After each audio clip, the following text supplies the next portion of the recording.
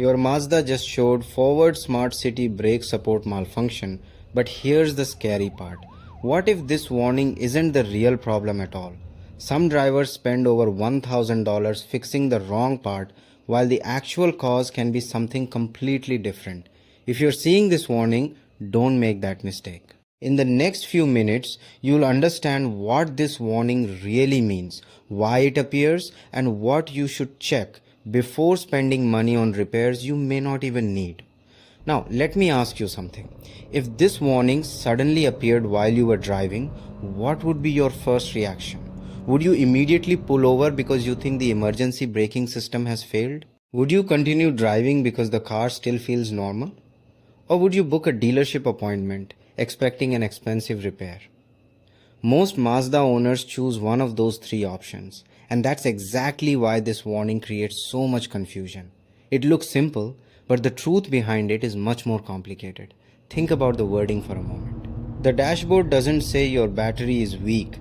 It doesn't say your brake switch has failed. It doesn't say your windshield camera needs calibration. Instead, it points directly at the smart city brake support system. Naturally, almost everyone believes that system itself is broken. But is that really what Mazda is trying to tell you? Or is the warning simply pointing at the first system that noticed something was wrong? Before answering that, let's first understand what forward smart city brake support actually does. This system was designed to help drivers avoid or reduce low-speed front-end collisions, especially in city traffic where sudden stops happen all the time. Using a forward-sensing camera or, on some models, a combination of camera and radar, the vehicle constantly watches the road ahead. If it calculates that a collision is becoming likely and the driver doesn't react quickly enough, the system prepares the brakes and, if necessary, automatically applies them to reduce the impact or even avoid the collision completely. In other words, this isn't just another convenience feature. It's one of the vehicle's most important active safety systems. Now here's where things become interesting. Many people think the system is always watching for obstacles and nothing else. But what if I told you the system is also constantly checking itself? Every time you start your Mazda, multiple electronic control modules communicate with each other. The camera checks its own operation. The braking system verifies its signals. Different computers exchange information across the vehicle's communication network.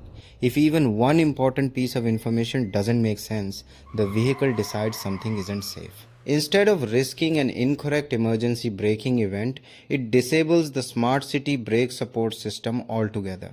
That's when the warning appears. Notice something important here. The warning tells you the system has been disabled because of a problem, but it doesn't tell you what actually caused that problem. So let's go back to the question from the beginning. What if this warning isn't the real problem at all? At first, that sounds impossible, doesn't it? After all, the dashboard literally names the smart city brake support system. But this is exactly where many owners accidentally spend far more money than necessary. Imagine taking your Mazda to a repair shop. The technician scans the vehicle and notices the smart city brake support warning. Without checking everything else, it's easy to assume the forward sensing camera must be defective. Since the camera is one of the most expensive parts in the system, replacing it can cost hundreds of dollars, and after adding labor and camera calibration, the total repair bill can easily exceed $1,000. Many drivers hear that estimate and agree because they simply want the warning to disappear. But here's the problem. What if replacing the camera changes absolutely nothing? Believe it or not, that's happened to real Mazda owners. According to owner experiences and repair databases referenced in the research, dealerships in some cases recommended replacing expensive camera components or even major wiring repairs. Later, the actual cost turned out to be something far smaller, a worn brake light switch costing only around $25. Once that inexpensive switch was replaced, the warning disappeared and the system returned to normal. Suddenly, the hook from the beginning makes perfect sense. Some people really did spend over $1,000 fixing the wrong part because they focused on the warning instead of the real cause hiding behind it. But now, another question appears. How can a tiny brake switch affect a sophisticated collision avoidance system? That doesn't seem logical. After all, One is a simple mechanical switch and the other uses advanced cameras and electronic control units. The answer is surprisingly simple. Every time you press the brake pedal, that switch tells multiple computers exactly when braking begins. The dynamic stability control module expects the brake switch signal and the hydraulic brake pressure signal to agree with each other. As the switch wears out, its internal contacts may respond too slowly or fail intermittently. Suddenly, one computer thinks the brake pedal has been pressed while another disagrees. The vehicle interprets this mismatch as a potential safety risk. Instead of guessing which signal is correct, it disables the smart city brake support system until the fault is corrected. From the driver's perspective, all they see is the dashboard warning. They never see the small brake switch hiding underneath the pedal, causing the entire chain of events. Now, suppose the brake switch is perfectly healthy. Does that mean the camera must finally be the culprit? Not necessarily. Let's change the situation completely. It's early morning. You start your Mazda after it has been sitting overnight. The engine starts normally. The headlights work. Everything feels fine. Then suddenly the dashboard lights up with the Smart City brake support warning. Why would that happen if the battery was strong enough to start the engine? Because starting the engine and supplying stable voltage to sensitive electronic modules are two different things. As batteries age, they can experience brief voltage drops during startup. Those tiny voltage dips may last only a fraction of a second, but that's enough for different control modules to lose communication while performing their startup checks. Even though the engine starts successfully, the vehicle may conclude that one or more safety modules failed their self-test and temporarily disable the smart city brake support system. Once again, the warning points toward the safety system, while the real problem may actually be the battery sitting under the hood. Now let's make things even more confusing. Imagine you've just replaced your cracked windshield. The new glass looks perfect. Visibility is excellent. Everything appears exactly as before. So why would the warning suddenly appear a day later? Because replacing the windshield isn't just replacing glass anymore. On many Mazda models, the forward sensing camera is mounted directly behind the windshield. Removing and reinstalling that camera changes its position, even if only by a tiny amount. For human eyes, that difference is impossible to notice.